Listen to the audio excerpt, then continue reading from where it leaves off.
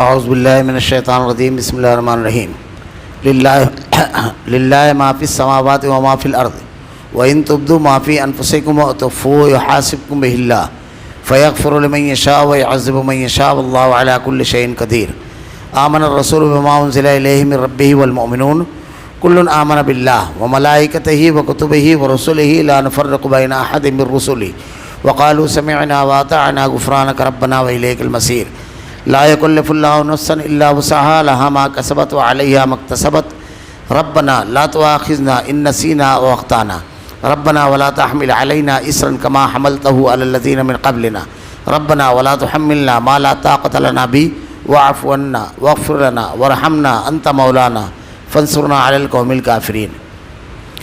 آسمانوں اور زمین کی ہر چیز اللہ تعالیٰ کی ملکیت ہے۔ تمہارے دلوں میں جو کچھ ہے اسے تم ظاہر کرو یا چھپاؤ، اللہ تعالیٰ اس کا حساب تم سے لے گا، پھر جسے چاہے بخشے اور جسے چاہے سزا دے، اور اللہ ہر چیز پر قادر ہے۔ رسول ایمان لایا اس چیز پر جو اس کی طرف اللہ تعالیٰ کی جانب سے اتری، اور مومن بھی ایمان لائے، یہ سب اللہ تعالیٰ اس کے فرشتوں، اس کی کتابوں اور اس کے رسولوں پر ایمان لائے۔ اس کے رسولوں میں سے کسی میں ہم تفریق نہیں کرتے۔ انہوں نے کہہ دیا کہ ہم نے سنا اور اطاعت کی، ہم تیری بخشش طلب کرتے ہیں اے ہمارے رب، اور ہمیں تیری طرف ہی لوٹنا ہے۔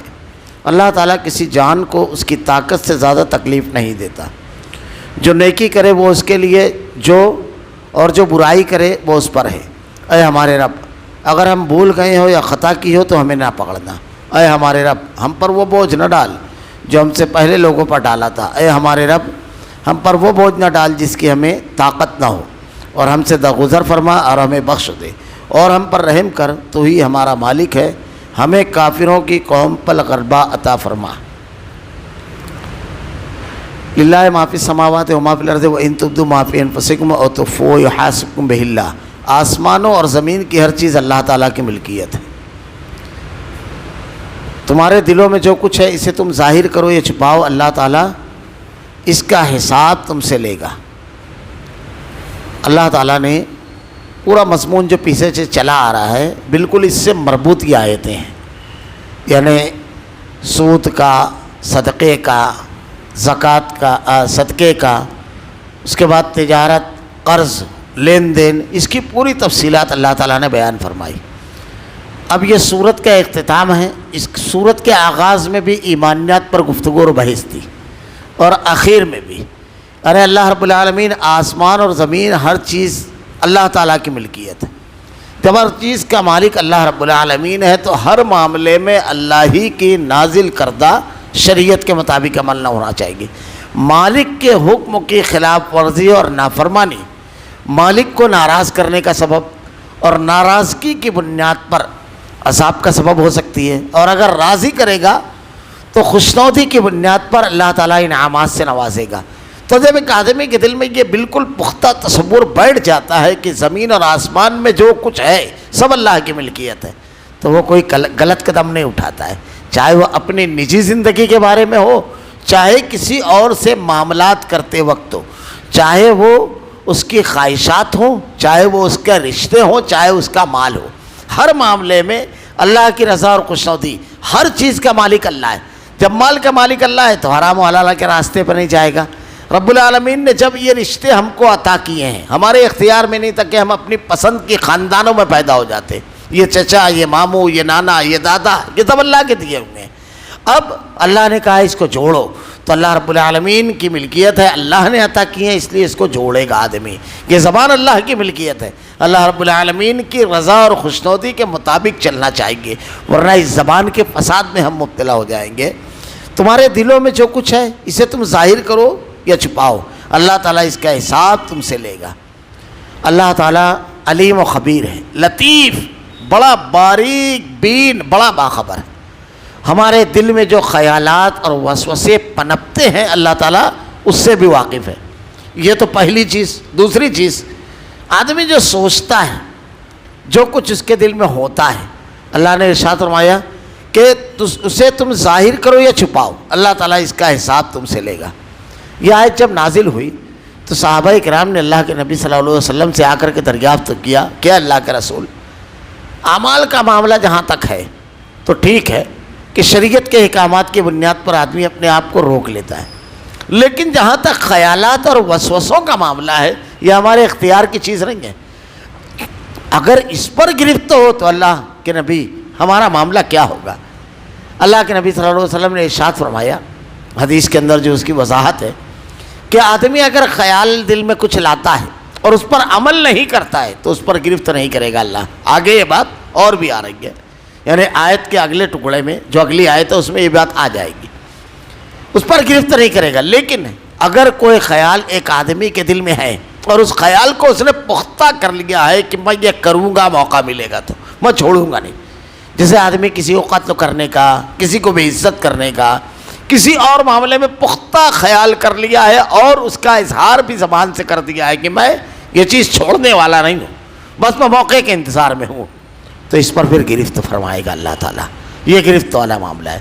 اور دل میں آدمی جو کچھ سوچتا رہتا ہے اس کا اظہار نہ کرے لفظوں میں، اور اس کو کرنے کا پختہ ارادہ نہ ہو، ایک خیال آتا ہے آدمی سوچتا رہتا ہے اور اس کے بعد اس خیال کو جھٹک دیتا ہے یا وہ خیال چھوڑ دیتا ہے، تو اس پر اللہ کے نبی صلی اللہ علیہ وسلم نے ارشاد فرمایا کہ کوئی گرفت نہیں ہوگی۔ اس میں ایک چیز اور بھی ہے کہ اللہ کے نبی صلی اللہ علیہ وسلم نے منع فرمایا ہے کہ اگر آدمی تنہائی میں کوئی گناہ کرے، اس سے کوئی گناہ سرزد ہو جائے، تو سب سے پہلی چیز تو یہ کہ اس کو توبہ اور استغفار کرنا چاہیے، معافی مانگنا چاہیے، اور جس گناہ کو اس نے لوگوں سے چھپا کر کیا ہے، تنہائی میں کیا ہے، اس کو لوگوں کے سامنے بیان نہیں کرنا چاہیے۔ اگر وہ بیان کرتا ہے تو پہلی چیز تو اللہ تعالیٰ نے اس کے اوپر پردہ رکھا تھا، اس نے اس پردے کو ہٹا دیا۔ دوسری چیز، جن لوگوں کے درمیان اس گناہ کو اس نے بیان کیا ہے اس گناہ پر وہ لوگ گواہ ہو جاتے ہیں۔ آدمی کبھی کبھی اس کو ایک ہی موضوع اور ایک ہی نقطے پر روک دیتا ہے، یعنی یہ کہ آدمی جسمانی تعلق کسی سے قائم کیا ہو، ٹھیک ہے، یہ گناہ تو بڑا ہی سنگین ہے، کیونکہ اللہ تعالیٰ نے قرآن میں کہا وَلَا تَقْرَبُوا الزِّنَا إِنَّهُ كَانَ فَاحِشَةً وَمَقْتًا وَسَاءَ سَبِيلًا، یعنی اس کے قریب بھی نہ جاؤ، اس پر جانا نہیں، اس کے قریب بھی، اس کے تمام راستوں سے آدمی اپنے آپ کو موڑ دے۔ لیکن بہت سارے جرائم ہوتے ہیں جو آدمی اکیلے میں کرتا ہے، تنہائی میں کرتا ہے، لیکن کسی کو اس کی خبر نہیں ہوتی ہے۔ اب اس کے بعد جیسے ایک آدمی بزنس کر رہا ہے، پارٹنرشپ کر رہا ہے، پارٹنرشپ میں اس نے پارٹنر کو دھوکہ دے دیا، مال اس کا غصب کر لیا، اس کا عذاب تو اس کو ہونا ہے، اس پر تو گرفت تو ہونا ہے۔ اب اللہ سے وہ توبہ کر لیتا ہے اور چپکے سے اس کو لوٹا دیتا ہے تو معاملہ ختم ہو گیا، لیکن اب اس کے کرنے کے بعد وہ لوگوں میں کہتا ہے میں نے ایسا ایسا کیا، چالاکی کے ساتھ گواہ بھی بنا لیا اس نے گناہ پر، ظلم پر۔ ایسے بہت سارے گناہ، غیبت چغلی، میں نے اس کے بارے میں ایسا ایسا کیا۔ اب جس شخص سے کہا وہ اچھی سوچ کا حامل تھا، وہ یہ سوچنے لگا کہ جب اس نے میرے سامنے کہا تو دوسرے کے سامنے بھی کہے گا میرے بارے میں، اس لیے اس کو آگے نہیں بڑھایا۔ لیکن اب یہ بات جو چھپی ہوئی تھی دو لوگوں کے درمیان تھی، یہ تیسری مجلس میں بیٹھا اور وہاں پر یہ بیان کر رہا ہے کہ میں اتنی بات اس کو ایسا ایسا بولا، اس کے بعد اس کی کوئی عزت نہیں رہ جائے گی، تو اس نے اس پر گواہ بنا لیا۔ تو اس لیے اپنی غلطیاں، اپنے گناہ جو شیطان کے بہکاوے، خواہشات کے غلبے، نفس کے غلبے اور کسی اور وجہ سے ہم غلطی کر جائیں تو بہتر یہ ہے کہ اس پر توبہ کرنا چاہیے اور اس کو دوسروں کے سامنے بیان نہیں کرنا چاہیے۔ پھر جسے چاہے بخشے اور جسے چاہے سزا دے، اللہ تعالیٰ ہر چیز پر قادر ہے۔ اللہ رب العالمین غفور الرحیم بھی ہے، جبار و قہار بھی ہے، چاہے سزا دے چاہے معاف فرمائے۔ اللہ کے نبی صلی اللہ علیہ وسلم نے ارشاد فرمایا ایک بلی کو ایک بنی اسرائیل کی عورت نے باندھ کر رکھا، بھوک اور پیاس سے مر گئی، وہ جانور تھی، بے زبان، اسی کی بنیاد پر وہ جہنم میں گئی۔ اللہ رب العالمین گرفت کرنے والا ہے، جانوروں کے ساتھ بھی غلط رویے پر اگر وہ گرفت کرے گا تو ظلم نہیں کرے گا، سزا دے گا، اور اللہ رب العالمین غفور الرحیم ہے، بخش دے گا، معاف کرے گا۔ تو رب العالمین کی رحمت اس کے غضب پر غالب ہے، اسی لیے ہمیشہ اللہ سے رحم، توبہ اور استغفار اور مغفرت طلب کرنا چاہیے۔ ایک صحابی کا بالکل آخر وقت تھا، اللہ کے نبی صلی اللہ علیہ وسلم تشریف لے گئے، آپ نے پوچھا کیا کیفیت ہے؟ کہا اللہ کے نبی صلی اللہ علیہ وسلم امید و بیم کے درمیان ہوں اور اللہ سے امید ہے کہ رب العالمین بخش دے گا۔ اللہ کے نبی صلی اللہ علیہ وسلم نے خوشی کا اظہار کیا کہ بہتر یہ چیز ہے۔ ایک اعرابی دیہاتی نے اللہ کے نبی صلی اللہ علیہ وسلم سے آ کر کے پوچھا اے اللہ کے نبی کون حساب لے گا؟ یہ دیکھیے جب اللہ کی عظمت آدمی کے دل میں اتری ہوتی ہے تو کیا انداز ہوتا ہے. بظاہر وہ دیہاتی تھے. کہا اللہ کے نبی قیامت کے روز ہمارے معاملات کا حساب کون لے گا؟ اللہ کے نبی صلی اللہ علیہ وسلم نے ارشاد فرمایا اللہ. تب وہ کہتے ہیں اعرابی صحابی اللہ حساب لے گا پھر مجھ کو کیا پرواہ, وہ تو 100 ماؤں سے زیادہ 70 ماؤں سے زیادہ بڑھ کر محبت کرنے والا ہے, وہ تو رحیم و کریم ہے, وہ حساب لے گا, وہ رحم کرنے والا رب. اللہ کے نبی صلی اللہ علیہ وسلم کا چہرہ کھل اٹھا اس کے اس جذبے پر.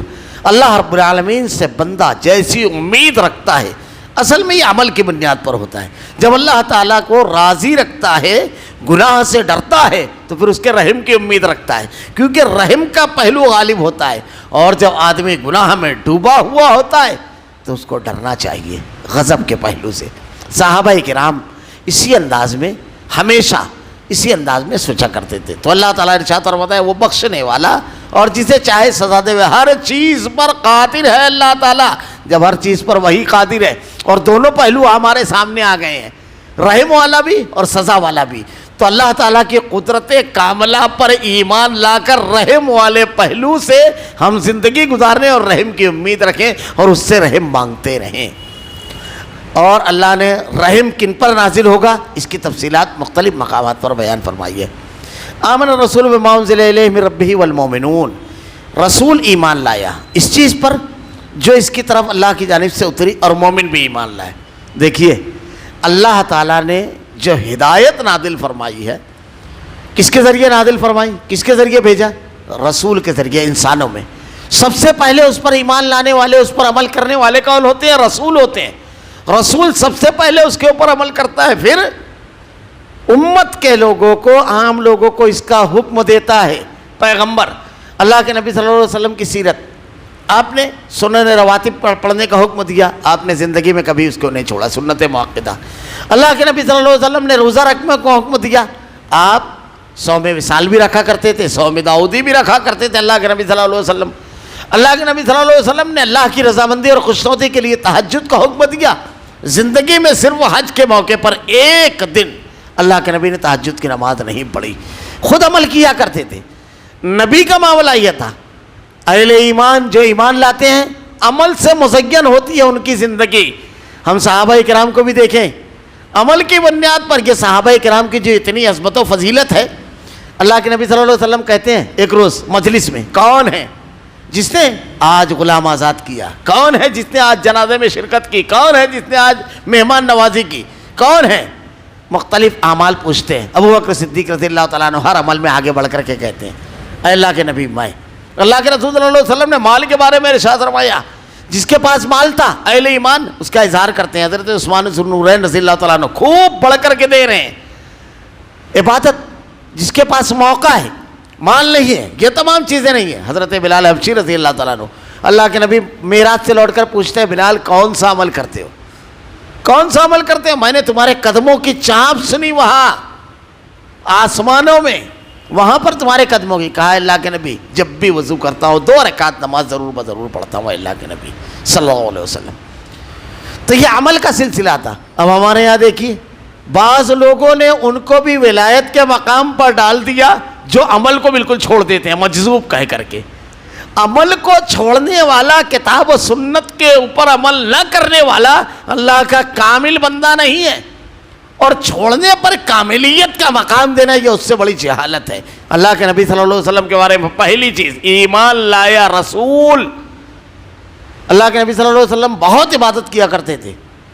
آپ سے دریافت تو کیا گیا اللہ کے نبی آپ کو تو قرآن کی آیت ہے اِنَّا فَتَحْنَا لَكَ فَتْحًا مُبِينًا لِيَغْفِرَ لَكَ اللَّهُ مَا تَقَدَّمَ مِن ذَنبِكَ وَمَا تَأَخَّرَ, تیری اگلی اور پچھلی تمام خطاؤں کو, غلطیوں کو ہم نے معاف کر دیا. تو اللہ کے نبی کہتے ہیں کیا میں اللہ کا شکر گزار بندہ نہ بنوں کہ اللہ تعالیٰ نے اتنا بڑا انعام میرے اوپر کیا تو میں بہت زیادہ شکر کروں, بہت زیادہ اس کی عبادت کروں, یہ نہ کروں. یہ عمل کی طرف زیادتی ہوتی ہے. عمل کے خاتمے پر ولایت, امامت اور اللہ رب العالمین کے برگزیدہ بندہ ہونے کی سند نہیں دی جائے گی. عمل کی زیادتی صحابہ کرام کا یہ معاملہ تھا, اسی لیے اللہ نے قرآن میں کہا رضی اللہ عنہم ورضوا عنہ. ہر جگہ وہ سبقت کرنے والے تھے عمل پر, اللہ ان سے راضی اور وہ اللہ سے راضی. اللہ کے نبی صلی اللہ علیہ وسلم سب سے زیادہ عمل پر اور نیکیوں پر سبقت کرنے والے تھے. کلنا آمن باللہ، یہ سب اللہ تعالیٰ و ملائکہ و کتبہ و رسولہ، اللہ تعالیٰ اس کے فرشتوں اور اس کی کتابوں اور اس کے رسولوں پر ایمان لائے. اہل ایمان کی صفت بیان کی گئی ہے اللہ پر ایمان. اللہ پر ایمان یہ سب سے زیادہ اہم چیز ہے. سب سے توحید کو سب سے زیادہ اہمیت دی گئی ہے. ہر نبی کی دعوت کا مرکز یہ ہے. ہر نبی نے اپنی دعوت کا آغاز یہیں سے کیا. دین کا کام کرنے کے لیے اگر کوئی فرد و کوئی جماعت کھڑی ہوتی ہے، کھڑا ہوتا ہے، تو اس کو یہیں سے آغاز کرنا چاہیے. توحید اگر راسخ ہوگی، اللہ کی حقیقی معرفت اور اللہ کی عظمت دل میں اترے گی، تو بندگی درست ہوگی. اب یہیں پر تمام چیزیں طے ہو جاتی ہے. انفرادی حیثیت سے اگر ایک آدمی کی زندگی میں توحید ایک نمبر پر نہیں ہے تو سمجھ لیجئے کہ وہ کامیاب نہیں ہے. اور اجتماعی حیثیت سے اگر کوئی جماعت توحید کو ایک نمبر پر نہیں رکھتی ہے، اللہ کے ہر نبی نے توحید کو ایک نمبر پر رکھا، اس لیے دعوت میں ایک نمبر پر توحید رہے گی. جس جماعت نے نہیں رکھا وہ انبیاء کے منہج سے ہٹی ہوئی ہے. قرآن پڑھیے، ادعو الی سبیل ربک، اللہ کے راستے کی طرف. پہلے راستے کا تعین توحید سب سے پہلے. اگر کوئی جماعت کرتی ہے، یہ فیصلہ کن بات ہے. اب کوئی جماعت مسائل کی اگر بات کرتی ہے، کوئی حکومت کی بات کرتی ہے، کوئی سیاست اور قیادت کی بات کرتی ہے، یہ تمام چیزیں مسائل کا حل نہیں ہے، اور یہ تمام چیزیں منہج رسالت کے مطابق نہیں ہے. اللہ رب العالمین کے چنے ہوئے برگزیدہ بندے دنیا کے بہترین مصلحین کے منہج کے مطابق نہیں ہے. اگر آپ اصلاح کا کام کرنا چاہتے ہو ذاتی حیثیت سے، اجتماعی حیثیت سے، گھریلو حیثیت سے، تو اپنی دعوت کا آغاز کہاں سے کرنا ہے؟ عقیدہ توحید سے. اللہ پر ایمان یہ دل میں جب اتر جاتا ہے، بندگی کا شعور بیدار ہو جاتا ہے. یہ اللہ پر ایمان ہے. مال خرچ کر رہا ہے آدمی خوشی خوشی کہ میرا اللہ راضی ہو جائے. رات کی تنہائیوں میں سجدہ ریزہ اس لیے کہ اللہ راضی ہو جائے. گناہ سے اس لیے رکا ہوا ہے کہ اللہ راضی ہو جائے. یہ اللہ پر ایمان ہے. یہ حضرت معاذ اسلمی اللہ کے نبی سے کہتے ہیں کہ اللہ کے رسول قیامت کے روز اللہ حساب لے گا. اللہ کے نبی اللہ کا قانون مجھ پر نافذ کر دیجئے. اور پھر ایسی توبہ کی کہ اللہ کے نبی کہتے ہیں کہ اگر اس پوری وادی میں تقسیم کر دی جاتی تو تمام لوگوں کی اللہ مغفرت فرما دیتا. حضرت غامدیہ 70 لوگوں میں اگر ان کی توبہ کو تقسیم کر دیا جاتا تو اللہ تعالیٰ ان کو، یہ دل میں جب اتر جاتا ہے تو گناہ کرتا ہے تو آدمی ایسی توبہ کرتا ہے، اتنا روتا اور گڑگڑاتا ہے کہ وہ رحیم و کریم رب بخش دینے کے بعد انعامات کی بارش کر دیتا ہے. کیونکہ ہر توبہ، ہر گرایا ہوا آنسو اللہ کو بڑا عزیز. اللہ کے نبی نے ارشاد فرمایا وہ آنسو وہاں کبھی جہنم میں نہیں جلے گی جو تنہائی میں اللہ کے خوف سے چھلک گئی. آنسو کے 2 قطرے گر گئے اپنی غلطیوں کو یاد کر کے، اللہ کی عظمت کو یاد کر کے، کبھی نہیں. اللہ اتنا رحیم و کریم رب ہے. ایک مرتبہ اگر گر جائے تو اللہ پر ایمان یہ سب سے بڑی چیز ہے. اور زندگی کے تمام کامیاب اصول ایک شخص کی زندگی میں آتے ہیں اسی بنیاد پر. ساری خوبیاں توحید کی بنیاد پر اور ساری خرابیاں شرک کی بنیاد پر. تو ایک نمبر چیز رکھی جائے توحید، اور جہاں ایک نمبر نہ ہو اس جگہ کا چھوڑ دیا جائے، اسے کوئی اہمیت نہیں. حضرت ابو ذر غفاری رضی اللہ تعالیٰ عنہ کو اللہ کے نبی صلی اللہ علیہ وسلم نے یمن بھیجا تو کیا کہا؟ انہیں یہ کہنا کہ اللہ ایک ہے. جب وہ یہ مان لیں تو ان سے کہنا دن میں 5 وقت کی نمازیں فرض ہوئے. ترکیب پر غور کیجئے. کبھی پہلے اللہ کو پہچانو پھر جھکنا سکھاؤ. اگر جھکنا یوں ہی سکھا دو گے تو کہیں بھی جھک جائیں گے. یہ پہلے کس کے سامنے جھکنا ہے اس کی معرفت ہونا چاہیے. سر میں لوچ، ریڑھ کی ہڈی میں لوچ نہیں آنا چاہیے اس وقت تک کہ اب سمجھ میں آ گیا اللہ کے سامنے اب کہیں نہیں جھکنا ہے. کٹ جائے سر پرواہ نہیں لیکن جھکے گا نہیں. اللہ کے نبی نے کہا او قتلتا او حرقتا، شرک نہ کرو، چاہے جلا دیا جاؤ چاہے قتل کر دیا جاؤ. یہ ہونا چاہیے. تو اللہ تعالیٰ نے کہا اللہ پر ایمان ہے. اس کے بعد کلنا آمنا باللہ و ملائکہ، فرشتوں پر ایمان. فرشتوں پر ایمان کی مفصل بحث پہلے پارے میں گزر چکی. میں یہاں اختصار سے کہوں فرشتوں پر ایمان یہ اللہ کی ایک مخلوق ہے. اللہ نے ان کو نور سے پیدا کیا. ان کے اللہ تعالیٰ نے مختلف کام رکھے ہیں. کچھ فرشتے ہیں جن کا کام ہے دن بھر زمین پر گشت کرتے رہتے ہیں. جو درود پڑھتا ہے اللہ کے نبی تک پہنچاتے ہیں، ان کا کام ہے. دینی مجلسوں میں جو لوگ جاتے ہیں ان کے لیے دعا کرتے ہیں فرشتے، ان کے لیے رحمت کے سائے کرتے ہیں. کچھ فرشتے ہیں جو صبح شام لوگوں کے اعمال لے کر آتے ہیں اور لے کر اوپر چڑھتے ہیں. ملائکہ ہے، ملک الموت ہے جن کا کام ہے روح کو قبض کرنا. حضرت جبرائیل اللہ رب العالمین کے حکم سے کئی کام، ایک تو یہ کہ وحی لاتے تھے انبیاء کرام پر. قوموں کے اوپر جو عذاب آیا تو اس پر اللہ تعالیٰ نے ان کے ذریعے نازل فرمایا. حضرت اسرافیل ہے جن کا کام ہے سور پھونکنا. اور بھی بہت سارے کام ہیں فرشتوں کے جو مختلف احادیث میں، جیسے غزوہ بدر میں فرشتوں نے باقاعدہ اللہ کے نبی اور صحابہ کرام کی مدد کے لیے اللہ نے نازل فرمایا. کچھ فرشتے ہیں کہ بندہ جب اپنے بھائی کے لیے دعا کرتا ہے تو وہ ان کے لیے دعا کرتے ہیں کہ اللہ یہ بھی عطا کر. فرشتے صبح کہتے ہیں اللہ خرچ کرنے والے کے مال میں اضافہ کر، اور جو روک لے وہ اس کے مال کو روک لے. تو الگ الگ کام ہے. تو فرشتوں کے بارے میں جو کچھ بیان کیا گیا، جتنا بیان کیا گیا بعین ہی اتنا ہی ماننا، یہ ہے ایمان. اب قرآن پڑھیے سورہ صافات میں. یہ مشرکین مکہ جو تھے فرشتوں کے بارے میں کہتے تھے کہ اللہ کی بیٹیاں ہیں. نعوذ باللہ، استغفر اللہ ثم استغفر اللہ. بالکل غلط عقیدہ، ایمان بن ملائکہ کے خلاف. اللہ یہی ایک اصول نکل گیا. اللہ کی جس مخلوق کے بارے میں اللہ نے جو مقام بیان فرمایا اور جو چیز بیان فرمائی وہیں رکھنا، اضافہ اور کمی اپنی جگہ سے نہیں کرنا. جیسے یہودیوں نے حضرت عزیر کو اللہ کا بیٹا کہا، عیسائیوں نے حضرت عیسیٰ علیہ السلام کو اللہ کا بیٹا کہا. اللہ تعالیٰ کہتا ہے وقالت الیہود عزیر ابن اللہ وقالت النصارى مسیح ابن اللہ ذالک قولہم بافواہہم یضاہرون. پڑھیے قرآن، یہ ان کے اپنے اقوال ہیں. اللہ تعالیٰ نے اس کا رد کیا. ہمارے یہاں بھی کچھ لوگوں کا عقیدہ ہے اللہ کے نبی کے بارے میں، یہاں تو ان لوگوں نے بیٹا کہا تو اللہ نے رد کیا. ہمارے یہاں تو اتنا آگے گئے لوگوں نے، جیسے اللہ کے نبی کے بارے میں کہا کہ جب سے دیکھا ہے تجھ کو لباس بشری میں ہر فرشتہ یہ تمنا کرے انسان ہو جائے. تمنا آرزو یہ تمام چیزیں نہیں ہیں فرشتوں میں کہ اس کی تمنا اس کی تمنا. یہ تو ایک پہلی چیز غلط. دوسری چیز، کیوں یہ تمنا کریں؟ اللہ نے جس مقام پر رکھا ہے بالکل مطمئن ہے وہ، اور عام انسان کو بھی بالکل مطمئن ہونا چاہیے. تو تیسری بات، اللہ تعالیٰ نے نور سے کہاں پیدا کیا؟ لیکن ہمارے یہاں بڑی عجیب غریب جہالت ہے اس سلسلے میں. اور پھر اس کے بعد قوالوں نے ایک عقیدہ بنایا کہ اللہ کے نبی کو سایہ نہیں تھا اس لیے کہ وہ نور سے تھے. قرآن پڑھیے، اللہ تعالیٰ کہتا ہے کہ اللہ کی ہر مخلوق صبح شام 13واں پارہ صبح شام اللہ کو سجدہ کرتی ہے. ہر مخلوق کا سایہ. کہتے ہیں اللہ کے نبی کو سایہ نہیں تھا. اب اس کی عجیب و غریب منطق بیان کرتے ہیں. بولے اگر سایہ مان لیا جائے تو آپ کی گستاخی ہے، اس لیے کہ سایے کو زمین پہ پڑے گا تو کوئی نہ کوئی چیز اس کو کچلے گی. عجیب جہالت ہے. سایہ کبھی شاید دیکھا ہی نہیں. سایہ کبھی کسی چیز کے نیچے نہیں جاتا ہے. سایہ اگر ہے، اب کسی بھی چیز کو وہاں ڈال لیں وہ سایہ اس کے اوپر آ جائے گا، اس کے نیچے نہیں جائے گا. سایہ کبھی نہیں جاتا ہے. سایہ دبی نہیں سکتا.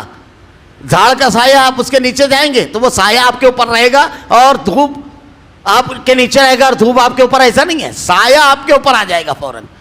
تو کوئی بھی سایہ دبتا نہیں ہے. یہ عجیب و غریب جہالت کی بات ہے. اور کہیں یہ قرآن و حدیث میں نہیں بیان کیا. اللہ کے نبی کا جو مقام ہے جو اللہ نے دیا ہے کہ انسانوں میں سب سے افضل اور اعلیٰ، اللہ کے سب سے زیادہ عبادت گزار، سب سے زیادہ ڈرنے والے، سب سے برگزیدہ بندے محمد الرسول اللہ صلی اللہ علیہ وسلم. تو وہی عقیدہ رکھنا چاہیے. ایمان بالملائکہ، ایسا ہی ایمان رکھنا. تو اللہ کی مخلوقات کے بارے میں یہاں بھی یہ بھی چیز سمجھ لینا چاہیے. اللہ کے فرشتوں پر اور اس کی کتابوں پر، صرف کتاب پر نہیں، جتنی بھی کتابیں اللہ تعالیٰ نے اتاری ہے ہر کتاب پر ہم ایمان رکھتے ہیں کہ اللہ نے نازل کی. بعض لوگ لاعلمی کی بنیاد پر یہاں پر ایسا کہتے ہیں کہ صرف 4 کتابیں اللہ نے اتاری. جیسے ایک ٹیبل واقعہ بنایا گیا ہے، میرے خیال سے شاید مولانا روم کا یا کسی کا ہے، کہ ان کا یہودیوں سے ایک مناظرہ ہوا اور اس نے کہا کہ اگر میں سوالات کروں گا اور آپ صحیح جوابات دے دیں گے تو میں ایمان لے آؤں گا. پھر یہ کہانی بنائی گئی ہے، جھوٹا واقعہ ہے یہ، کہ 70,000 لوگوں نے اسی مجلس میں، یا بعض لوگ کہتے ہیں 40,000 ایمان لے آئے. اور اس میں سوال پہلا تھا یہ کہ وہ ایک کیا ہے جس کا دوسرا کوئی نہیں. میں نے خود ایک جگہ خطاب کے لیے مدعو کیا گیا تو وہاں ہم سے پہلے جو مقرر تھے وہ یہ سب بیان کرنے لگے تو میں نے ان کو کہا کہ آپ نے کہاں پڑھ لیا ہے, اس میں ساری چیزیں تو غلط ہے. یہود تو کہتے ہیں کہ حضرت عزیر اللہ کا بیٹا, اور آپ کہتے ہو کہ جب انہوں نے اللہ جواب دیا تو انہوں نے مان لیا. کہاں سے مان لیا وہ یہودی؟ وہ دو کیا ہے جس کا تیسرا کوئی نہیں. تو کہا اللہ اور اس کے رسول. میں نے کہا رسول کو مانتے ہی نہیں ہے یہودی. تیسرا وہ تین کون ہے؟ تو ایسے کہتے کہتے کہا جب وہ چار کیا ہے جس کا پانچواں کوئی نہیں؟ تو بولے چار آسمانی کتابیں. میں نے کہا کہاں پڑھ لیا آپ نے؟ صرف وہ چار آسمانی کتابیں ہیں. اللہ تعالیٰ قرآن میں کہتا ہے صحف ابراہیم و موسیٰ. اللہ تعالیٰ نے ابراہیم اور موسیٰ علیہ السلام پر صحیفے نازل فرمائے. صحف ابراہیم و موسیٰ, چار مشہور آسمانی کتابیں ہیں. تورات, انجیل, زبور, قرآن, یہ چار مشہور آسمانی کتابیں ہیں. اس کے علاوہ بھی ہے. ہم تمام کتابوں پر ایمان لاتے ہیں, لیکن دوسرے لوگوں کا ایمان اس لیے مقبول نہیں. بعض لوگ یہ بھی تشریح کرتے ہیں ان الذین آمنوا والذین ہادوا والنصارى والصابئین من آمن باللہ. نصارہ, یہود, نصارہ اور صابی جو ایمان لائے, تو ان کے بارے میں جب یہ آیت پڑھتے ہیں تو تشریح بالکل غلط کرتے ہیں. بالکل کہ یہودی اور نصرانی بھی جائیں گے. کون سے؟ وہ یہودی جو حضرت عیسیٰ علیہ السلام سے پہلے حضرت موسیٰ علیہ السلام پر ایمان رکھتے تھے, اور عیسیٰ علیہ السلام کے آنے کے بعد عیسیٰ علیہ السلام پر بھی ایمان لائے. انکار کرنے والے نہیں. وہ عیسائی جو تمام انبیاء پر ایمان رکھتے تھے اور محمد صلی اللہ علیہ وسلم پر بھی, یا اس سے پہلے گزر گئے, ان لوگوں کے بارے میں یہ تذکرہ ہے. کسی ایک نبی کا انکار کرنے والے نہیں. تو وہ کتابیں جو ان لوگوں کو اوپر نازل ہوئی اس کو تو مانتے ہیں, لیکن یہودی زبور کو مانتے ہیں, انجیل تورات کو مانتے ہیں, انجیل اور قرآن کو نہیں مانتے. عیسائی انجیل تک کی تمام کتابوں کو مانتے ہیں, قرآن کو نہیں مانتے. لیکن اہل ایمان کی اللہ تعالیٰ نے صفت بیان فرمائی. یہ کون کہہ رہا ہے؟ جو ایمان لائے اس کے فرشتوں اور اس کی کتابوں پر, اور جو نہ لائے تو وہ ایمان والا کہاں ہو سکتا ہے؟ اللہ تعالیٰ ایمان والوں کی صفت بیان فرما رہا ہے. اور اس کے رسولوں پر, جتنے رسول ہیں ہر رسول کو, اس کے رسولوں میں سے کسی میں ہم تفریق نہیں کرتے, فرق نہیں کرتے کہ ان کو مانیں گے ان کو نہیں مانیں گے. اللہ تعالیٰ نے ان کی رسالت کے بارے میں اپنی کتاب میں, اللہ کے نبی نے اپنی حدیث میں بیان کر دیا, ہم مانتے ہیں. جن کے بارے میں خاموشی اختیار کی, اللہ کی مشیت کاملہ, جتنی ہم کو ضرورت تھی اتنا دیا, اور ہم کو اس کا مکلف نہیں کیا کہ اب جن کا تذکرہ نہیں ہے اس کو تم ڈھونڈتے پھرو, یہ نہیں کہا گیا. تو یہ اللہ کے رسول ہم مانتے ہیں, جن کے بارے میں خاموشی ہم خاموش رہیں گے, کچھ نہیں کہیں گے آپ. یہ ایمان کی باتیں ہیں. ایمان کے ماننا ہوتا ہے ماننا, عقل چلانا, دماغ چلانا یہ نہیں. ایمان کے معنی جاننا نہیں, ماننا ہوتا ہے. آپ جاننے کی کوشش نہ کریں, جو کچھ بتایا گیا بس وہ جان کر کے اس کو مان لیں, نیا اس میں کچھ نہیں. انہوں نے کہہ دیا کہ ہم نے سنا اور اطاعت کی, سمعنا و اطعنا غفرانک ربنا و الیک المصیر. اہل ایمان کی بہت بڑی خوبی ہے, سمعنا و اطعنا, سنا اور اطاعت کی. اب سوالات نہیں کرتے ہیں, اگر ایسا ہوا تو, نہیں کیے تو, یہ سب سوالات نہیں ہوتے. سمعنا و اطعنا. یا یہودیوں کی ایک صفت تھی, سمعنا و عصینا, سنا اور مخالفت کی. اللہ کے نبی نے ان کو حکم دیا ایک جانور ذبح کرو, تو کہا عجیب بات ہے, قتل کا ایک مقدمہ لے کر آئے, اس پر جانور, عقل نہیں دوڑاتے ہیں. یہ یہودیوں کا معاملہ تھا. اللہ کا نبی کو حکم دے ہوئے اس کی مخالفت کرتے تھے. اور اہل ایمان, آیت آئی قرآن کی, اللہ کے نبی کی بات آئی, سمعنا, سنا و اطعنا. سننا ماننے کے معنی میں ہوتا ہے. یہ عربی زبان میں بھی ہے اور اردو زبان میں بھی. ایک آدمی اگر کوئی چیز سن رہا ہے تو اس کا مطلب وہ مان رہا ہے. جیسے کسی کو کہا گیا کہ اس طرف مت جانا, اب یہ سن لیا اس نے, اب ادھر چلا گیا تو اس سے کہا جائے گا سنا نہیں تھا. جب اس کو کہا گیا کہ ادھر نہ جانا, سنا نہیں تھا, اس کا مطلب سنا تھا تو ماننا تھا. تو سننا ماننا کے معنی میں. ایک آدمی قرآن سنتا ہے, حدیث سنتا ہے, عمل نہیں کرتا ہے, سمعنا میں داخل نہیں ہے, اس کی مخالفت کرتا ہے, سمعنا کے باہر ہے. سمعنا و اطعنا کا مطلب یہ سنا اور مانا اور اطاعت کی مطلب عمل کیا. اب سن تو لیا, مان تو لیا کہ ہاں صحیح ہے, لیکن اب عمل کرنے کی بات آئی تو اس کے خلاف کر رہا ہے. واطعنا یہ مکمل ہوا. حضرت عیسیٰ علیہ السلام کا واقعہ آگے آنے والا ہے, اس میں پورا ایک زبردست ہو, جیسے قرآنی واقعات جو ہوتے ہیں اس میں ضابطے دیے جاتے ہیں. تو جب حضرت عیسیٰ علیہ السلام کو قتل کرنے کے لیے اس کو تلاش کر رہے تھے سپاہی بادشاہ کے، یہودیوں کی سازش تھی. تو آپ ایک مکان میں بیٹھے ہوئے تھے، تو پورے واقعے کی تفصیل اس کے مقام پر انشاءاللہ بیان کی جائے گی. اس میں ہے کہ حضرت عیسیٰ علیہ السلام نے اپنے حواریوں سے سوال کیا، پوچھا کہ تم میں کون ہے میرا مددگار، میرا حامی؟ تو انہوں نے جو جواب دیا، اپنا جواب دینے کے بعد انہوں نے جو جملہ کہا کہ ربنا آمنا بما انزلت واتبعنا الرسول فاکتبنا مع الشاہدین. ربنا آمنا بما انزلت، ایمان اور اللہ تعالیٰ نے جو نازل کیا اس کو ماننے کا اقرار. یہ دو چیزیں کرنے کے بعد کیا کہا؟ ربنا آمنا بما انزلت واتبعنا الرسول، اور ہم نے رسول کی اتباع کی. فاکتبنا مع الشاہدین، اور ہم کو شہادت دینے والوں میں لکھ لو. بڑے زبردست انقلابی قرآن کا تو ایک ایک حرف پرتاثیر اور حکمت سے بھرا ہوا ہے اور راہ ہدایت کو کھول دیتا ہے. کیا کہا انہوں نے؟ اللہ کا ایمان، جو کچھ نازل کیا سب قرآن و حدیث پر عمل کرتے ہیں، لیکن قرآن و حدیث اللہ نے جب نازل کیا، جب ہم نے مان لیا کہ اللہ نے جو نازل کیا اس پر ایمان لے آئے. اب وہ تبعنا رسول کیوں؟ جو بھی نازل کیا اللہ نے کہاں سے لیں گے؟ رسول سے. اتباع کا جو لفظ ہے اللہ کے نبی کے ساتھ ہے، اللہ کے ساتھ نہیں ہے قرآن میں، کیونکہ اتباع میں نقالی کا معنی پایا جاتا ہے. واتبعنا الرسول، اب واتبعنا الامام، واتبعنا الولی، واتبعنا المولوی، واتبعنا المحدث نہیں وہ کہیں گے. واتبعنا الرسول جب آدمی یہ کہے گا کسی اور کی اتباع نہیں. فاکتبنا مع الشاہدین، شہادت دینے والے میں لکھ لیا جائے. اور جو ایسا نہ کہے گا اس کا لکھا جائے گا. انشاءاللہ مفصل وہاں پر میں بات کروں گا اس کی تفصیل. تو ہم تیری بخشش طلب کرتے ہیں اے ہمارے رب، ہمیں تیری طرف لوٹنا ہے. اللہ تعالیٰ کی عظمت، ایمان کے پورے اقرار کے بعد بندہ اللہ رب العالمین کو جب مان لیتا ہے تو یہ جانتا ہے کہ بخشنے والا یہ ہے، معاف کرنے والا یہ ہے، اور اسی کے جناب میں کھڑا ہونا اس کا اعتراف. تو رب العالمین ہم پر رحم فرما، ہمیں بخش دے. یہ جو دونوں آیتیں ہیں سورہ بقرہ کی آخر کی، یہ جو پہلی آیت ہے اور اس کے بعد دوسری والی، اس کے بارے میں حدیث میں آتا ہے کہ اللہ کے خزانوں میں سے ایک خزانہ ہے اور کسی نبی پر یہ نازل نہیں کی گئی. اور معراج پر جو تحائف اللہ کے نبی صلی اللہ علیہ وسلم کو دیے گئے یہ دو آیتیں ہیں. اس میں سے یہ دو آیتوں کے بارے میں ایک روایت کے جملے ہیں کہ اگر آدمی اس کو پڑھ کر کے دعا مانگے تو اللہ رب العالمین دعا کو قبول فرمائے گا. اللہ کے نبی نے کہا جو ان دو آیتوں کی سورہ بقرہ کی آخر کی دو آیتوں کی تلاوت کر جائے وہ اس کے لیے کافی ہے. اللہ تعالیٰ نے جو اس میں بیان فرمایا ہے اس کو دیکھیے. لا یکلف اللہ نفسا الا وسعہا، اللہ تعالیٰ کسی جان کو اس کی طاقت سے زیادہ تکلیف نہیں دیتا. اللہ تعالیٰ بڑا رحیم و کریم ہے اپنے بندوں کے لیے. جو بھی آزمائش، مصیبت، امتحان آتا ہے ہمارے اوپر ہماری طاقت کے باہر نہیں ہوتا ہے. اس کو دو تین طریقے سے آدمی غور کرے. کبھی کبھی کسی کو جسمانی تکلیف رہتی ہے، مالی تکلیف رہتی ہے، رشتوں کی تکلیف رہتی ہے، اذیت کے ایک دور سے گزرتا ہے، اور ایسی اذیت جو اس کے وجود کو ہلا دیتی ہے. اور اس کے بعد جب وہ اپنی مجلس میں دوستوں کی بیٹھتا ہے تو کہتا ہے میں تھا جھیل گیا. تو بعض لوگ یہ سوچتے ہیں کہ یار یہ کیسے بول رہا ہے، حقیقت میں وہ صحیح بول رہا ہے.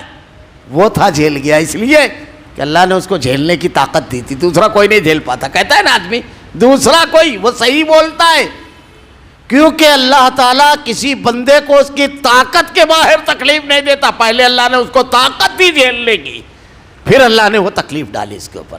وہ جو بول رہا ہے میں جھیل گیا واقعی طرح طاقتور تھا. لا یکلف اللہ نفسا الا وسعہا، اللہ کسی نفس کو اس کی طاقت کے باہر تکلیف نہیں دیتا. یہیں پر اللہ کا رحم بھی دیکھیے. ہم نے اوپر رحم کی بات کی، وہ اتنا رحیم و کریم ہے کہ جب اذیت جھیلنے کی آزمائش ڈالتا ہے تو اذیت جھیلنے کی قوت دے دیتا ہے، برداشت کی قوت دے دیتا ہے. وہ اتنا رحیم و کریم رب ہے.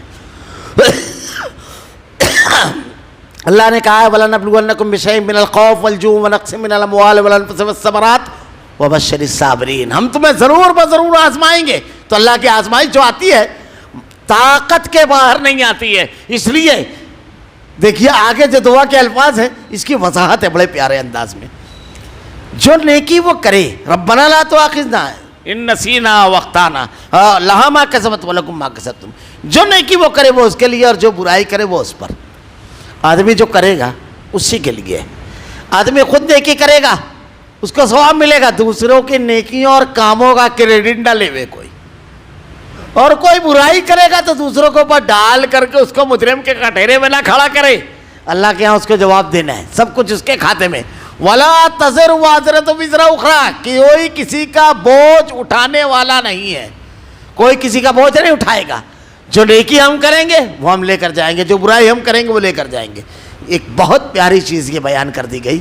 دیکھیے ہوتا کیسا, کبھی کبھی ہم جذباتی ہو جاتے ہیں. کوئی ہمارے ساتھ برائی کرتا ہے, ہم پلٹ کے اس کے ساتھ برائی کرتے ہیں. اللہ تعالیٰ نے کتنا پیارا اصول دے دیا, اگر اس کو یاد رکھیں, جو کرے گا اس کے ساتھ وہ برائی کر رہا ہے وہ اس کا جواب دے گا اللہ کے یہاں, کیونکہ معاملات میں اس کو کھڑے ہونا ہے اللہ کے جناب میں. لیکن اگر میں اس کے ساتھ خیر کر گیا تو میں میری نیکی ضائع نہیں کروں گا, میری نیکی ضائع نہیں ہوگی. فوراً وہ اپنے آپ کو روک لیتا ہے نیکی کی طرف. مجھ کو کیا کرنا ہے وہ رد عمل میں عمل نہیں کرتا ہے. یعنی کسی نے اس کے ساتھ غلط کیا تو اس کے جواب میں عمل نہیں کرتا ہے, بلکہ کسی نے اس کے ساتھ اگر کوئی قدم اٹھایا تو وہ یہ دیکھتا ہے کہ شریعت نے اس کو کیا قدم اٹھانے کا حکم دیا ہے. یعنی اس کا راستہ, اس کا قدم رحمان کے راستے پر اٹھا یا شیطان کے. سامنے والا تو شیطان کے راستے سے آ رہا ہے, میں رحمان کے راستے سے اس کو بائی پاس کروں گا, اس کو کراس کروں گا. تو یہ جذبہ جب یہ بالکل پختہ تر ہو جاتا ہے تو آدمی بالکل نکھر جاتا ہے. ایک چیز بار بار بیان کی گئی ہے, اللہ تعالیٰ نے رحم کیا ہے اپنے بندوں کے اوپر کہ کتاب ہدایت دی. بہترین انسان بنانے کے سارے جامع اصول قرآن نے بیان کیے ہیں. آدمی اپنے آپ کو قرآن کے مطابق ڈال لے. اللہ کے نبی صلی اللہ علیہ وسلم دنیا کے کامیاب ترین انسان تھے. اگر صرف غیر مسلم افراد جنہوں نے اسلام نے قبول کیا, اللہ کے نبی کی سیرت پڑھی, ان کے تبصرے اگر بیان کیے جائیں تو لوگوں نے کتابیں لکھی ہے, کتابیں اللہ کے نبی صلی اللہ علیہ وسلم کی سیرت پر, آپ کی کامیابی پر. پھر اس کے بعد اللہ کے نبی صلی اللہ علیہ وسلم کی کامیابی تاریخ کا سب سے عظیم الشان واقعہ ہے. ایک اکیلی ذات مکہ میں پیدا ہوئی اور بنا وسائل کے 23 سال کی قلیل مدت میں وہ محنت کی کہ آج دنیا میں سب سے زیادہ اسی شخص کے ماننے والے ہیں, اور اس کی ایک بات پر اپنی جان نچھاور کرنا زندگی کی کامیابی. اس سے بڑی بات کیا ہے؟ دنیا کے ذہین ترین اور کامیاب ترین افراد جس کے پیروکار تھے ابو بکر, عمر, عثمان و علی رضی اللہ تعالیٰ عنہ, بے مثال سپہ سالار حضرت خالد بن ولید رضی اللہ تعالیٰ عنہ, یہ تاریخ انسانی کے بے مثال افراد تھے. یوں ہی ان لوگوں نے اللہ کے نبی کی قیادت کو قبول نہیں کیا, بے مثال افراد نے جس کو اپنا قائد, رہبر اور رہنما مانا. یہ اللہ کے نبی کی کامیابی. اب اللہ کے رسول صلی اللہ علیہ وسلم کی سیرت طیبہ جب آدمی پڑھتا ہے, ایک جملے میں حضرت عائشہ نے کہا, ایک جملے میں سمندر کو کوزے میں جمع کرنا یہی ہوتا ہے. اللہ کے نبی کے بارے میں کسی نے پوچھا کہ اللہ کے رسول صلی اللہ علیہ وسلم کی سیرت, آپ کے اخلاق کیا تھے, یعنی پورا کردار آ جاتا ہے اس میں. آپ نے کہا کیا تم نے قرآن نہیں پڑھا؟ بس چلتا پھرتا قرآن سے اللہ کے نبی, پورا عمل قرآن کے مطابق. اب آدمی ایک جملے میں جب یہ کہہ جاتا ہے, لیکن سوچنے کی بات ہے. ابھی یہیں پر دیکھیے, جو نیکی وہ کرے وہ اس کے لیے, اور جو برائی وہ کرے وہ اس پر. یہی ایک جگہ رک جائیے. اللہ کے نبی صلی اللہ علیہ وسلم نے برائی کا جواب نیکی سے دیا, دشمنوں کا معاف کیا. اللہ کے رسول صلی اللہ علیہ وسلم بہت بڑی چیز ہے. کیا کیا تھا جب مکہ فتح ہوا؟ بدن کے کپڑوں پر نکلنے سے مجبور. آج ہم کو ذرا سا اذیت کوئی دے دیتا ہے تو کیا کرتے ہیں؟ اللہ کے نبی نے اپنا اخلاق کہ درگزر کرو, معاف کرو, اللہ معاف کرنے والا ہے. تو یہ چیز آدمی جب پیدا ہو جاتی ہے تو وہ کامیاب ترین انسان ہو جاتا ہے. یہ آیتیں اللہ کے خزانوں میں سے خزانہ ہے. ایمانیات کی بحث, عمل کی بحث, بندگی کی بحث, اللہ کی عظمت کی بحث, رحم کی بحث. اللہ تعالیٰ جو کچھ زندگی میں مسائل سے آدمی جوجھتا ہے, ان مسائل میں جوجھتے ہوئے اس کی قوت و طاقت, اللہ کی مدد کے اللہ طاقت سے زیادہ نہیں ڈالتا. مطلب اپنے اندر کی وہ قوت ڈھونڈے, بکھرے نہ, ٹوٹے اور کمزور نہ ہو. وہ رب جب کہہ رہا ہے کہ میں اتنی طاقت دی ہوں تو وہ طاقت کا استعمال کرے, مقابلہ کرے, حالات سے لڑ کر نکل جائے گا انشاءاللہ. یہ تمام چیزیں دیکھیے, یہ کتنے جامع اصول, اتنے زبردست ہو. اس کے بعد ربنا لا تؤاخذنا ان نسینا واخطانا, اے ہمارے رب اگر ہم بھول گئے یا خطا کی تو ہمیں نہ پکڑ. آدمی زندگی میں بہت سارے کام ایسے کرتا ہے اس کو احساس بھی نہیں ہوتا ہے یہ کر گیا. نسیان، بھول چوک، احساس نہیں ہوتا ہے. کبھی بھول چوک میں آدمی کر دیتا ہے. اللہ سے دعا مانگ رہا ہے رب العالمین سے کہ اللہ یہ جو چوک ہوا ہم سے، اے اللہ اس پر مت پکڑ، کیونکہ تو نے کہہ دیا ہے کہ قیامت کے روز اللہ تعالیٰ چاہے معاف کرے گا چاہے گرفت کرے گا. پکڑ. اور کوئی کسی کا بوجھ نہیں اٹھائے گا. اللہ یہ بوجھ لے کر ہم تیری جناب میں نہ جائیں. زندگی میں جب موقع ہے معافی مانگ لیا. جانے اور انجانے دونوں چیزیں جو ہائی لائٹ ہو گئی اور جس کو اس نے صحیح سمجھتے ہوئے غلط کو کر ڈالا. کبھی کبھی ایک آدمی صحیح کام کرتا ہے ایسا سمجھتا ہے لیکن حقیقت میں وہ غلطی ہو جاتی ہے. اور یہ بڑی بڑی شخصیات کے ساتھ ہوتا ہے. جیسے اللہ کے نبی صلی اللہ علیہ وسلم نے ایک محاذ پر مشہور واقعہ ہے، کئی روایتیں موجود ہیں اس سلسلے میں. ایک صحابی نے کافر کا پیچھا کیا. جب اس پر غالب ہو گئے یعنی اس کو مارنے کے لیے بالکل قریب ہوئے، ان کی دانستوں میں وہ تھا مقابل لشکر میں، تو اس نے لا الہ الا اللہ بلند آواز میں کلمہ پڑھا، لیکن صحابی نے قتل کر دیا. اللہ کے نبی صلی اللہ علیہ وسلم کو جب اس کی اطلاع ہوئی تو اللہ کے نبی صلی اللہ علیہ وسلم نے پوچھا کہ کیا واقعی ایسا معاملہ تھا؟ کہا ہاں اللہ کے نبی، لیکن اس نے وہ جو کلمہ پڑھا تھا تو پورا بیک گراؤنڈ ہے میدان جنگ میں، جب وہ ہمارے سامنے ہے اور پورا معاملہ چل رہا ہے، اور جب اس کو لگا کہ اب وہ مغلوب ہے تو ڈر کر کے ایمان کا اقرار کر رہا ہے تاکہ جان بچ جائے. میں نے مار دیا. اللہ کے نبی نے کیا پیارا جملہ کہا، کیا تم نے اس کا دل چیر کر دیکھا؟ ہم کسی کے اندر کیا ہے اس کے مکلف نہیں ہے. جو زبان سے بول رہا ہے بس لطیف و خبیر تو وہ ذات ہے. اللہ کے نبی صلی اللہ علیہ وسلم کو بہت تکلیف پہنچی. غلطی کر جاتا ہے آدمی. ہم بیک گراؤنڈ میں ایک فیصلہ کر رہے ہیں لیکن حقیقت میں وہ فیصلہ درست تو نہیں ہوتا ہے. اللہ کے نبی نے کہا تم نے دیکھا؟ نہیں دیکھا. پھر کیسے کیا تم نے فیصلہ کیا؟ صحابی تھے. عام آدمی کا معاملہ دیکھیے تو دعا مانگتا ہے آدمی، ہمیں نہ پکڑنا. ولا تحمل ربنا لا تؤاخذنا ان نسينا واخطانا ربنا ولا تحمل علينا إصرا كما حملته على الذين من قبلنا ربنا ولا تحملنا ما لا طاقة لنا به. اے ہمارے رب اگر ہم بھول گئے ہو یا خطا کی ہو تو ہمیں نہ پکڑنا. اے ہمارے رب ہم پر وہ بوجھ نہ ڈال جو ہم سے پہلے لوگوں پر ڈالا تھا. اے ہمارے رب ہم پر وہ بوجھ نہ ڈال جس کی ہم میں طاقت نہ ہو. یعنی ماضی میں جو امتیں گزر چکی، اے اللہ جو بوجھ تھا ان لوگوں کے اوپر، دو تین معنی وہ تو طاقتور تھے یا کسی وجہ سے غلطی کی وجہ سے جو بوجھ ڈالا گیا، ہم پر وہ بوجھ نہ ڈال رب العالمین. اے اللہ جو ہماری طاقت جس کو ہم نہ اٹھا سکے اللہ ہم پر وہ بوجھ نہ ڈال. یعنی دونوں تینوں معنی میں کہ وہ بوجھ ہم پر نہ ڈال جو ہماری طاقت میں نہ ہو. تو اللہ تعالیٰ سے جب بندہ یہ مانگتا ہے تو اس کے ساتھ یہ ہے کہ اللہ جب ڈالے گا کیونکہ وہ قبول کرنے والا ہے تو طاقت دے کر ڈالے گا، کوئی بوجھ ڈالے گا. آگے بھی اوپر یہ بات آ گئی. اللہ تعالیٰ کو کے سامنے اپنی کمزوری کا اعتراف اور اللہ تعالیٰ کے رحم کی امید دل میں بالکل جمع ہونا چاہیے. بالکل اللہ سے رحم کی امید وابستہ ہونا چاہیے. ہم سے درگزر فرما. واعف عنا، یہ جو جملے ہیں ایک ایک جملہ، واعف عنا واغفر لنا وارحمنا، ایک ایک جملہ جو ہے اپنے اندر پوری پوری کتاب رکھتا ہے. واعف عنا، اے اللہ ہم سے درگزر فرما. واعف عنا واغفر لنا، ہمیں بخش دے. اللہ تعالیٰ اگر درگزر کرے گا پکڑے گا نہیں تو سمجھ لیجئے کہ زندگی بڑی آسان، آخرت بڑی آسان. واغفر لنا، اگر معاف کر دے گا بخش دے گا. واغفر لنا ورحمنا، اور رحم فرمائے گا. سمجھ لیجئے بس کامیابی کی کہ تین بنیادیں یہاں پر بیان کی گئی. مختلف مقامات پر مختلف ہے، یہاں جو بیان کی گئی یہ ساری چیزیں اس میں جمع ہو گئی. کیسا ہے کہ اے اللہ ہم سے درگزر کر. غلطیاں ہم سے ہوتی رہتی ہیں رب العالمین، معاف کروا، اس پر پکڑ مت رب العالمین. اے اللہ ہم کو بخش دے. جو گناہ ہم سے ہو گئے ہیں انجانے میں اور جان بوجھ کر، اے اللہ اس پر سزا نہ دے رب العالمین. درگزر کرنے کے ساتھ ساتھ قانون نہ نافذ ہو، بخش دے رب العالمین.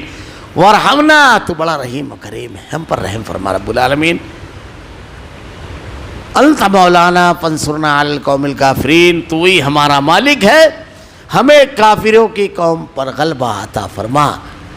تیرے ہاتھ میں سارا اختیار اور قوت ہے، یہ غالب ہے ہمارے اوپر.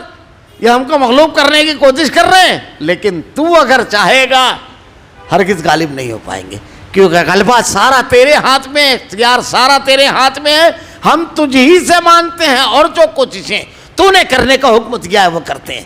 تو اللہ رب العالمین کی عطا کیے ہوئے دین پر عمل کرنا، اللہ سے رحم کی امید رکھنا، اللہ سے گناہوں کی بخشش طلب کرنا، اور حالات کا مقابلہ کرنے کے لیے اللہ کی عطا کی ہوئی قوتوں کو بروئے کار لانا، مکمل ایمان سمطاعت عمل کے ساتھ ہونا، اور پھر اس کے بعد جب مقابلہ ہو، یہ تو ذاتی حیثیت سے پوری مکمل تیاری ہو گئی، اب بس جب اللہ کے دین کے دشمنوں سے، اہل ایمان کے دشمنوں سے مقابلہ ہو، تو مقابلے کی تمام قوتوں کو جمع کرنے کے ساتھ ساتھ فیصلہ اللہ فرماتا ہے اسی سے مدد طلب کرنا، اور وہی حقیقی مدد طلب کرنے والا ہے، اسی کی رضا کو اپنے سامنے رکھنا۔ کچھ اقوال اس میں صحابہ اکرام کے ملتے ہیں کہ جب یہ آیت تلاوت کرتے انفرادی حیثیت سے تو ضرور اس پر آمین کہا کرتے تھے۔ اللہ رب العالمین سے دعا ہے کہ رب العالمین جو چیزیں تو نے بیان فرمائی ہے، اللہ اہل ایمان کی جو صفتیں بیان فرمائی ہے، رب العالمین وہ صفتیں ہمارے اندر پیدا فرما، ہمیں توبہ کرنے، گناہوں سے، گناہوں کی بخشش طلب کرنے والا، اے اللہ گناہوں سے بچنے والا بنا رب العالمین، تیری رضا اور خوشنودی والے عمل کرنے کی توفیق دے رب العالمین۔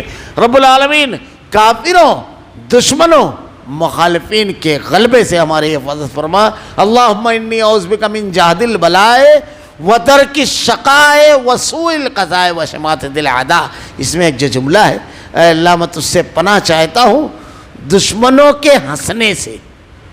اللہ کے نبی یہ دعا مانگا کرتے تھے، اللہ رب العالمین نبی نے جو جو بھی خیر کی دعائیں مانگی ہے رب العالمین، اے اللہ وہ تمام خیر ہمیں عطا فرما، اور جو شر سے پناہ مانگی ہے اللہ کے نبی ان شرور سے، اللہ کے نبی نے ان شرور سے ہماری بھی حفاظت فرما رب العالمین۔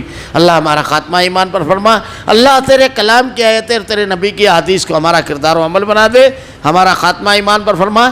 ربنا لا تزغ قلوبنا بعد إذ هديتنا وهب لنا من لدنك رحمة إنك أنت الوهاب۔